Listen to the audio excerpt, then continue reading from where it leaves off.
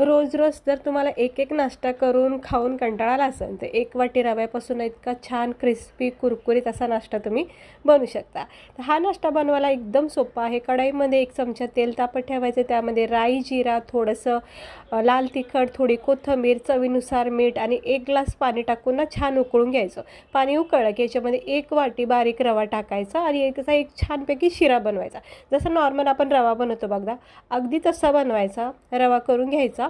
मग ह्याला एका प्लेटमध्ये काढून घ्यायचं, थंड करून घ्यायचा। पूर्णपणे थंड झालं की याच्यामध्ये 2-3 चमचे तांदळाचं पीठ टाकायचं आणि चांगलं मिक्स करून घ्यायचं आणि मॅश करून घ्यायचा। नरम सॉफ्ट रवा करून घ्यायचा, तांदळाचं पीठ टाकून घ्यायचं। मग असं पीठ तयार होतं। मग असं पीठ तयार झालं की छोट्या वड्या अशा बनवायच्या। बस एवढ्या वड्या सगळ्या तयार करून घ्यायच्या आणि मग गरमागरम तेलमध्ये स्लो गॅसवर रेड क्रिस्पी गोल्डन ब्राऊन होईपर्यंत त्याला फ्राय करा। हे बघू शकता, अशा छोट्या वड्या बनवायच्या रव्याच्या आणि असं फ्राय करून घ्यायचं। स्लो गॅस ठेवायचं, जोपर्यंत चांगला कडक होत नाही, लाल रंग येत नाही तोपर्यंत चांगला फ्राय करून घ्या। इतकं मस्त वाटतो ना, तुम्ही एकदा नक्की करून बघा। एकच वाटी रव्यापासून भरपूर सारं तुम्ही असं हे करून खाऊ शकता। सकाळच्या नाश्त्यासाठी, लहान मुलांच्या टिफिनसाठी खूप बेस्ट आहे।